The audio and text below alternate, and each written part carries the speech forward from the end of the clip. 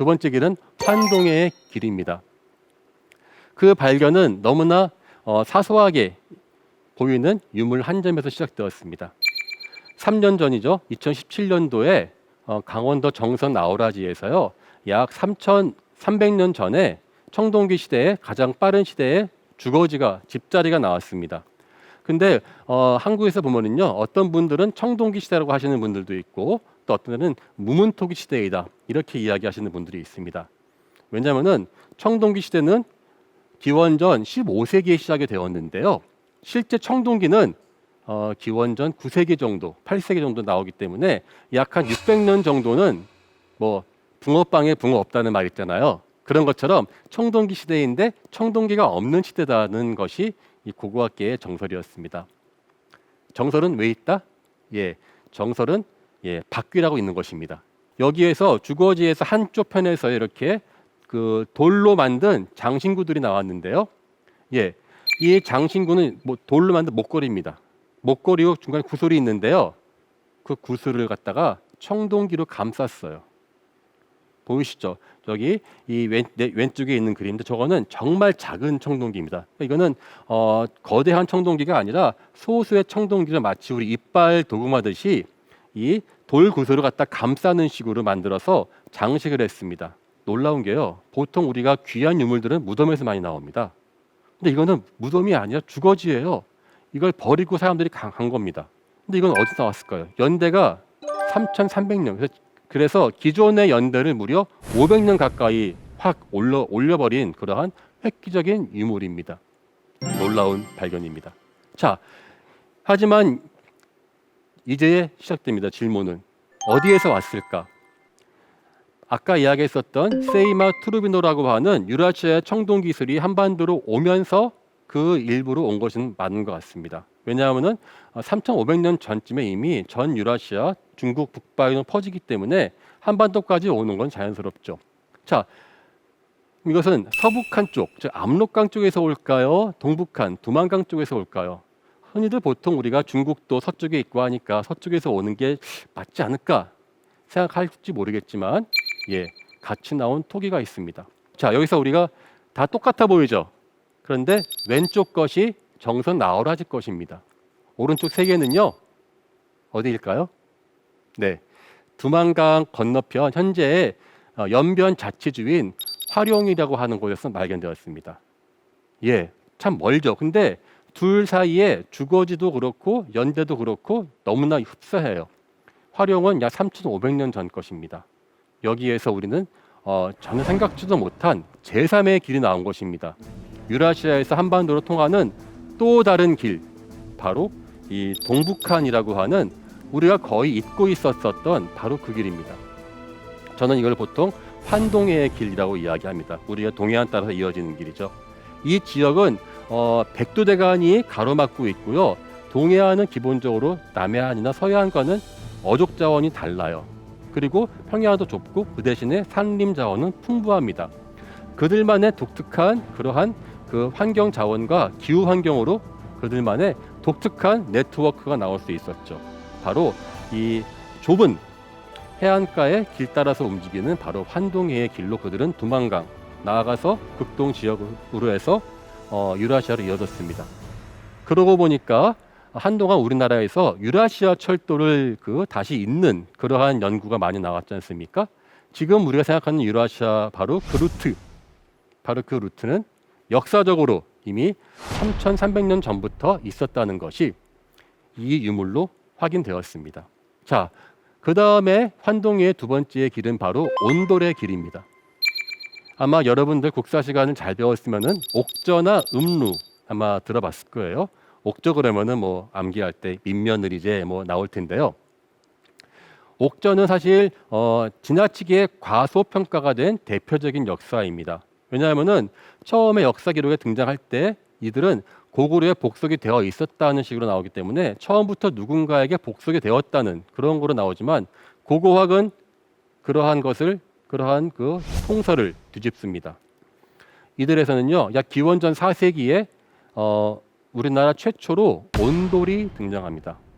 자, 온돌 그러면은 보통 한국인 낳은 세계 가장 유명한 주거 문화라고 이야기하는데요. 뭐 원리는 간단하죠. 불을 떼고 그 불이 그냥 굴뚝 따라 올라가면은 그냥 열기가 다 새버리니까 한번 방바닥을 돌려가지고 다시 나가게 함으로써 열 효율을 극대화시킨다. 그런데 문제는 이러한 방법은요, 한반도뿐 아니고 전 세계 곳곳에서 알라스카라든지 아니면은 그 로마에서 시도가 되었는데요. 지금 남아있고 여전히 이 구들 문화는 한국을 대표하는 주거 문화가 되었죠. 그런 점에서 옥저만이 성공했다라고 볼 수 있어요. 왜 나왔냐? 옥저가 있는 곳은요, 처음 발생한 곳은 두만강 일대의 넓은 평야지대였습니다. 다 좋은데 단점이 너무 추워요, 이 지역이 겨울에. 그래서 그런 걸 극복하기 위해서 온돌을 개발했죠. 근데 이것이 이 온돌이요, 여기에서 끝난 것이 아니라 그 다음에 한반도로 내려오는 것은 다 알고 있습니다. 우리나라 일대에 지금 우리가 삶이 증명하고 있죠. 자, 그런데 남쪽으로만 온 게 아니었어요. 옥저의 그 온돌이 서쪽 초원 지역까지 가는 흔적이 있습니다. 어디까지 갔을까요? 바로 몽골 초원입니다. 현재 바이칼에 러시아 부리아트 자치공화국이라고 하는 동네가 있습니다. 그 지역에 그 이볼가라고 하는 흉노인들의 성터가 발견되었는데요. 마치 뉴타운처럼 일정한 간격을 두고 온돌 주거지가 50개 이상이 발견되었어요. 근데 다 똑같이 지었습니다. 정말 단기간 내에 지었었던 뉴타운이었죠. 이게 그 기원전 1세기거든요. 기원전 1세기 때 이런 식의 온돌을 만드는 곳은 옥저밖에 없었습니다. 중국 북쪽, 중국 남쪽 이런 거 안 나왔습니다. 그래서 이것은 물론 직접 옥저인들이 갔는지 아니면은 옥저나 고구를 거쳐 갔는지 그거는 나중에 더 풀어야 될 문제지만은 분명한 것은 이 환동해 지역 환동해의 그 온돌 루트는 서쪽으로 흘러갔다는 것입니다. 그리고 보세요. 이렇게 황량한 그러한 그 벌판입니다. 이 이볼가 성터가 나온 것은. 그러면은 거기 있었던 온돌은 지금 어디 갔어요? 현지인 쓰고 있나요? 아니요. 지금 쓰고 있지 않습니다. 흉노가 멸망하면서 이 옥저의 온돌은 같이 끝났습니다. 왜? 여기서 또 이제 그 옥저인의 지혜가 나오는 건데요. 옥저가 있는 곳은 물론 그 평야는 약간 좁고 있지만 바로 뒤에 울창한 백두대간 산림이 있습니다. 연해주 쪽은 시오테 알리안 산맥이라고 해서 지금도 호랑이가 살고 있는 그러한 울창한 숲입니다. 그러한 데가 근처에 있기 때문에 이 산림 자원은 무제한 공급될 수 있었겠죠. 그런데 이 흉노가 있는 곳은 초원 지역입니다. 한 지역에 머물면서 그 지역에 있는 그 땔감들을 가져오니까 조만간 곧 모든 그러한 산림 자원들이 고갈되기 시작했었죠. 그래서 더 이상 이 지역에서는 온돌이 나오지 않고요. 나중에 몽골은 이 옥저의 온돌 이후 약 한 1000년 뒤에 다시 온돌이 등장합니다. 그 언제냐면요. 발해가 멸망하고 난 다음에 요나라가 발해의 유민들을 이 몽골로 이주시킵니다. 그들이 살았던 성이 그 친톨고이라는 성인데요. 거기에서 발해식 온돌이 나온 것. 그것이 이제 그 다음 역사가 되겠죠. 그럼 더 이상 서쪽으로 안 갔을까요? 아니요. 서쪽 갔습니다. 이거 어디서 많이 본 것 같은 우리의 온돌방 같고 하죠. 카자흐스탄에서 발견된 그 온돌입니다. 실크로드는요, 이 대상 캐러반들이 지나가는 곳곳에 그들의 임시 숙소를 마련합니다. 그것이 이제 사라이라고 해서요, 뭐 여관이죠.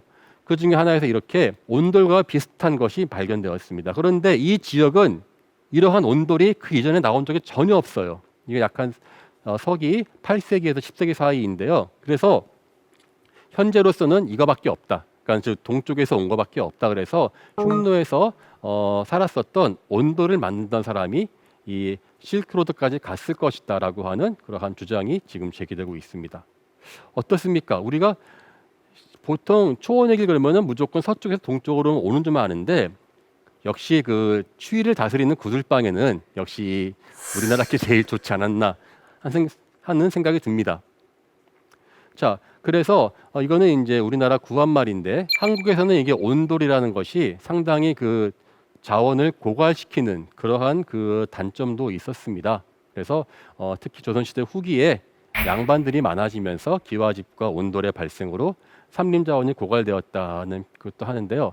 저는 이 옥저인들의 온돌에서 또 하나 저는 그 정말 우리가 배워야 될 거는 추위에 적응하지만은 그들의 자연 환경에 걸맞는 그러한 발명품이었다는 걸 말씀드리고 싶어요. 왜냐하면 다른 지역은 그 산림자원 고갈이라는 심각한 문제 때문에 온돌이 좀 사회적으로 문제가 됐던 적도 있었거든요. 그렇게 본다면 우리는 이 옥저의 그 발명품을 그동안 좀 간과하고 있지 않았나 그런 생각도 해봅니다. 자, 그런데 여기에서 옥저인들의 놀라움은 끝나지가 않습니다. 옥저인들의 발명품은요, 북으로 또 올라가요. 북으로. 저 표시된 데 보이시죠? 저기는 삼강평원이라 불려요. 왜냐하면은 그 북쪽에 있는 흑룡강 또는 뭐 아무르강이라 이야기하죠. 오른쪽에 오수리강, 그리고 그 서쪽에서 흘러가는 송화강, 이 세 강의 사이에 있다고 그래서 삼강평원인데요. 중국에서는 가장 동북쪽 끝에 있으니까 가장 추운 지역이라고 하고요. 이제까지 사람이 거의 살지 않았었던 그러한 지역입니다. 이렇습니다. 이게 11월 달의 모습입니다. 11월 달 엄청 춥죠. 자, 그런데 여기에서 얼마 전에 약 200개 이상의 성터가 발견되었어요. 그 중에 하나인데 이건 봉림이라고 하는 지역에서 나온 성터인데요. 그 규모가 풍납포성의 11배 크기입니다. 제가 찐 곳은 외성이라고 그러죠. 바깥쪽을 테두리 두른 곳이고요. 저 끝에 나무가 보이는 데가 내성, 안쪽 성이고요. 오른쪽에 있는 야산은 그들의 제사터입니다. 우리 얼마 전에 무슨 영화 뭐 있죠? 겨울왕국 나왔지 않습니까? 이게 진짜 겨울왕국 아니겠습니까? 그러면 이 사람들은 어디에서 온 사람일까요? 뭐 이 지역 일대는 기본적으로 말갈 뭐 이런 사람들이 또 많이 떠오른다고 합니다. 그런데 말갈은 이렇게 거대한 성터를 만들어 본 적이 없는 사람들이에요. 그리고 결정적으로 이 사람들의 집자리에서 옥저인들의 온돌이 발견되었습니다. 근데 온돌은요, 쉽게 누군가가 옆에서 어깨너머로 보고 배울 수가 있는 그러한 그 건축물이 아닙니다. 이거는 부들로 연기가 지나가기 때문에 불연소 연기가 지나갈 경우, 이게 새서 나올 경우는 우리 왜 일산화탄소 중독이라고 하지 않습니까? 연탄가스 먹듯이 그런 식의 사고가 날 수 있기 때문에 이거는 반드시 그 기술자들이 가서 만들어야 될 건데, 이 온돌이 나와서 이거는 뭐 옥저인들의 그 온돌이 북쪽까지 올라간 흔적을 보여주죠. 옥저인들의 토기는요, 다른 것들과는 다른 그들만의 특징이 있습니다. 바로 이 아가리 부분이 약간 바깥으로 벌어지고요. 몸은 갸름하게 하는, 이게 이제 경질 무문토기라고 그러는데요. 얼핏 보면은 한국의 무문토기 비슷하지 않아? 근데요, 이거는 아주 단단합니다. 이런 형태의 토기는 한국에는 한강 유역, 강원도부터 시작해서 두만강 일대까지 있는데, 그 범위가 지금 말한 겨울왕국 이 지역까지 널리 확산된 것이 이것으로 발견되었습니다. 어떻습니까? 옥저인들이 살고 있었던 이 두만강 유역은 누가 생각해도 너무나 변방의 어떠한 그 모습들이 아니었습니까?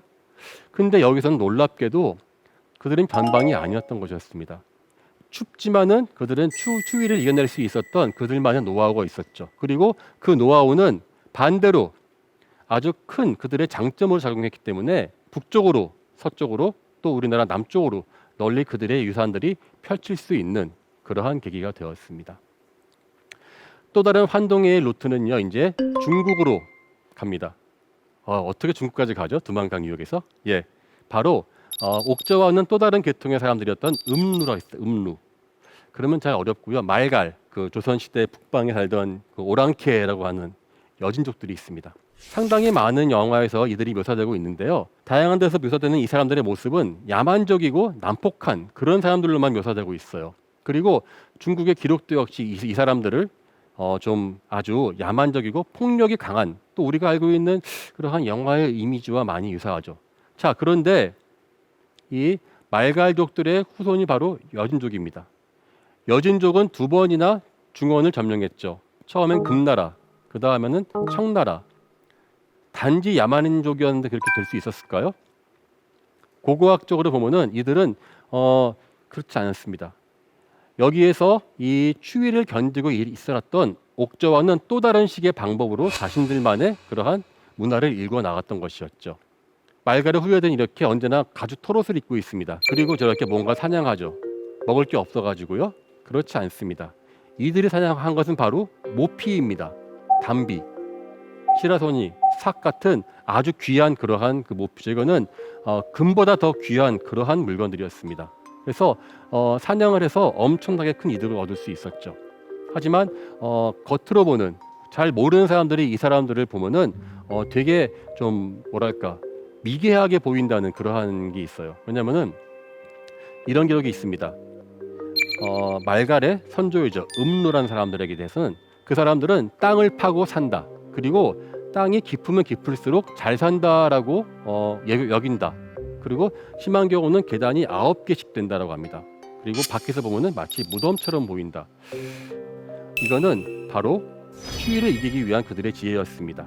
그래서 추우니까 열기가 다 새어버리니까 땅을 파고 연기 구멍으로만 왔다 갔다 하는 거였어요. 겨울엔. 물론 이제 여름에는 또 다른 방법으로 갈 수 있겠죠. 그렇게 해서 이 추위를 이겨낼 수 있었기 때문에 그들은 거기에서 강력한 군사력과 사냥 방법을 익힐 수 있었죠. 그리고 그 사냥 기술로 무엇을 얻었냐? 금보다 귀한 모피를 얻었기 때문에, 그리고 모피와 인삼, 수많은 그러한 귀중품들을 이들은 얻었죠. 그리고 그것이 바로 이들의 부를 성장시키는 원동력이 되었습니다. 갑자기 먹는 게 나왔네요. 또 하나의 풍습이 바로 이 돼지 기름을 바른다고 나와 있습니다. 이 사람들은 돼지 기름을 발라서 추운데 그러한 자신들의 그 추위를 막는다라고 되어 있어가지고 그것이 아주 미개한 사람인 줄 알고 있었는데, 알고 봤었더니만 그거는 그냥 돼지 껍데기를 문지르는 것이 아니라 연고처럼 만들어가지고 이렇게 몸에 그 동상이 튼 것을 막아준다라고 되어 있습니다. 지금도 그들의 후예인 만주족들은 이 돼지 껍데기를 이용한 요리를 많이 먹고 있죠. 그리고 세계의 북반구 추운 지역은 이렇게 그 돼지 껍데기를 상당히 많이 먹습니다. 지금 제가 보여드리는 이 그림은 러시아 전통 음식인데요. 예, 엄밀히 말하면 우크라이나죠. 예, 살러라고 해서요. 이거 돼지 비계입니다. 예, 익히지 않았습니다. 그냥 생 비계입니다. 그걸 그냥 소금에 절여서 이렇게 빵에 얹어 먹습니다. 되게 무식해 보이죠? 예. 그리고 심지어는 영국이나 미국에서는요, 이렇게 돼지 껍데기를 튀겨서 파는 간식도 많이 나옵니다. 그러니까 저희는 단순하게 돼지 기름을 바른다. 그래서 정말 미개한 사람들 생각했는데 사실은 그렇지가 않았던 것이었습니다. 이 음루인들은 정말 추운 데서 자신들의 가장 장점들을 발휘할 수 있었던 것이었죠. 그리고 그들의 그러한 놀라운 적응력은 이후 중원으로 펼쳐져서 중국을 정복하는 그들의 강력한 원동력이 된다고 볼 수 있습니다.